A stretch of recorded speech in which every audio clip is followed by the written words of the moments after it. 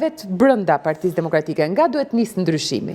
Partia Demokratike është një proces votimi dhe në qoftë se duam të vazhdojmë, në qoftë se ne duam që të kemi zhvillim, zhvillimi vjen nga vota. Nga vota brenda partisë, nga vota jashtë partisë, demokracia do të thotë votë. Dhe pikrisht për këtë sot ne kemi këtë mazhorancë, sepse unë ja kam thënë dhe merrni hapni edhe në studio dhe në parlament kur kam folur atëherë kam thënë, ky njeri për Edi Ramën flas. Qa thot mëngjes, se thot ndark, qa thot ndark, se thot ndrek e me radhë. Dhe siç po vepron sot në opozit, do të veprojë edhe nesër në pushtet. E keni parë që 12 vjetë më shumë që nuk dëgjohet zëri atje, ka dalë sot një Elisa Spiropali që por nuk e bëjnë për ideale, nuk e bëjnë për programe. E di për çfarë bëjnë? Për kontroll të pushteti, kush vjedh më shumë, kush ta ndaj pasuritë më shumë, sepse bëhen botë. Ka debate brenda partisë, ka debate për programe, ka debate për një ligj për interesat qytetarëve. Këtu ka konflikte kush kontrolloj më shumë, kush vjedh më shumë. Ndërkohë te opozita është një proces që gjithsecili, unë nga këto zgjedhje pres transparencë, pres unifikim Partisë Demokratike, transparencë për çfarë dhe ku? Për gjithçka. Për gjithçka brenda partisë dhe tek vota. Pra të bëhen votime... A shihni dikë, t'ju pyes direkt, a shihni dikë që potencialisht do të garoj dhe kandidoj me zotin Berisha përballë? Pse jo, duhet ketë brenda partisë. Unë mendoj që duhet ketë brenda Partisë Demokratike që do të dalin edhe të konkurojnë.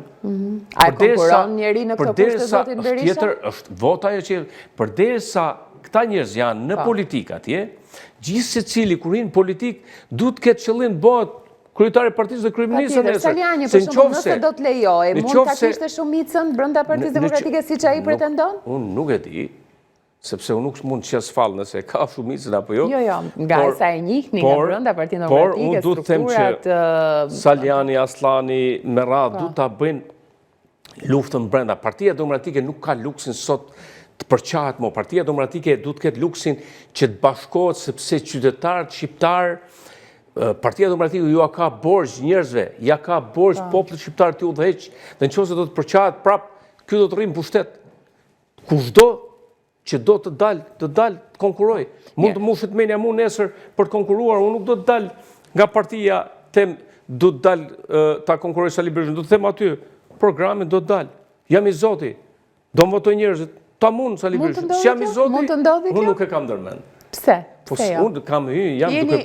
Dhe me shumë votat fituar me rreth 8.000 për Kamzën, unë kam marrë 8.000 vota, kam marrë 8.000 vota në qarkun e Tiranës, që çdo ditë jam mirënjohës tyre njerëzve të cilët më kanë votuar pas lloj interesi, po nuk e kam ndërmend. Kjo tërheqja juaj është e përkohshme apo? Jo, shiko, unë jam në politikë, do vazhdoj, po nuk kam plan për atë punë, sepse unë jam duke punuar avokat, kam punë edhe të tjera jam duke punuar, por...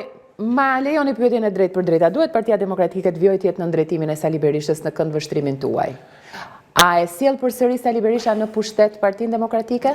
Si thash, është vota ajo që i zgjedh njerëzit. Nëse ne do të jemi...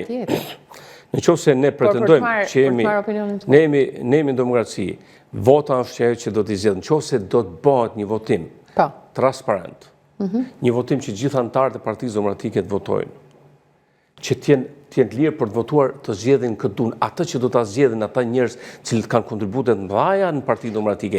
Përse e thoni nëse do të ketë një votim transparent? Pse duhet mendojmë? Sepse unë shoh Edi Ramën, shoh vjedhjet e votave po flas parimisht, pra të kemi votim transparent, të kemi një votim të drejtë, të rregullt, që t'i tregojmë se ne nuk kemi si Edi Rama.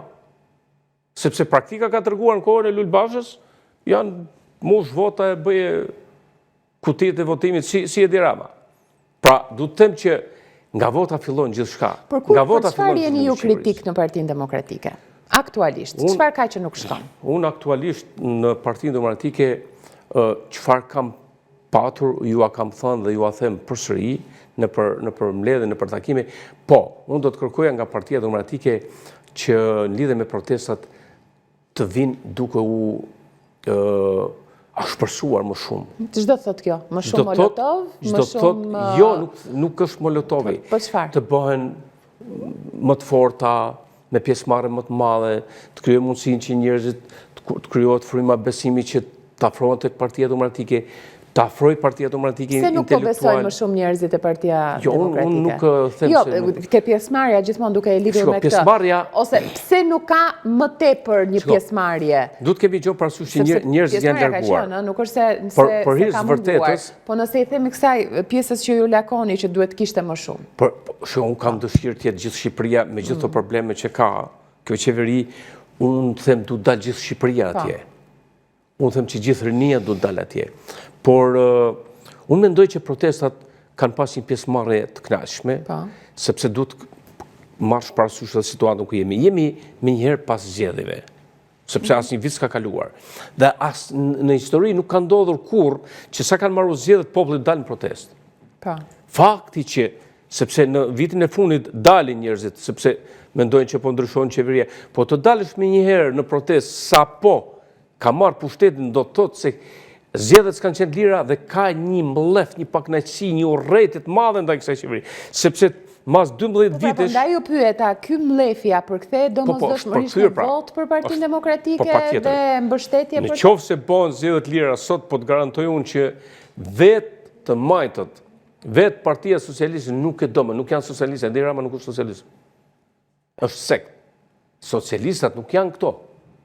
Ka socialistat cilët nuk e duan këtë lloj qeverisje, nuk e duan këtë lloj korrupsioni, sepse edhe socialistët thjesht vuajnë, mos mendo se janë edhe ata një copë bukë hanë si të tjerët.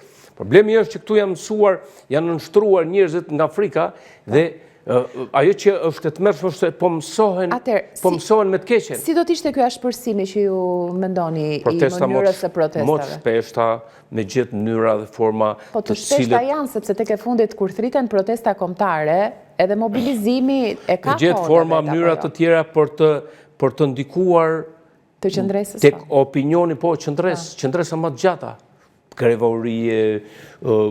Do të bënte përshtypje dhe do të ishte rezultative një grevurie dhe pse i trëmben apo le të themi pse nuk shkojnë deri aty çdo gjë në demokraci, demokratët. Çdo gjë në demokraci duhet të bëhet që ti në radhë parë të ndërgjegjësosh opinionin publik që këtu qoftë të brendshëm, qoftë të jashtëm, që e para opozita po i udhëheq me të gjitha mënyrat, po sakrifikon dhe nuk po intereson thjesht karrike edhe atij deputetit.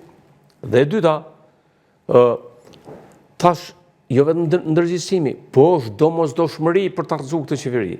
Është domosdoshmëri i madh i vogël për të bërë gjithçka për ta larguar, sepse ndryshe njerëzit do humbasin komplet shpresën dhe do largohen, ne do zëvendësohemi. Unë e di filozofinë e Edi Ramës. Unë e kam thënë edhe publikisht. Filozofia e tij është, ndoshta është edhe pak më lart se Edi Rama, që në Shqipëri mos ketë njerëz që janë me fisje të vinë të ndrohen me njerëz që vinë nga India, nga siç kanë filluar të ardhur. Nuk jam kundër këtyre. Por ne kemi njerëzit shqiptarë të cilët duhet mos largohen për sopën e bukës. Ju e keni provuar vetë grevën e uris, apo jo? Vite më parë, 2017-a? Jo, greva uris është bërë kur kam qenë unë tek Partia Socialiste, kam net 14 ditë dhe kam përfunuar atje në Koronare. Se kam qenë shesh aty dhe greva uris arriti dhe rezultate. Është koha tani për një grevurie për të dhënë rezultat? Përveç grevës uris duhet të alternohet dhe me forma të tjera të protestës, jo vetëm greva uris. Pra të kesh grevurie, të kesh protestë në shesh, të blokosh sheshin atje bulevardin me mujë.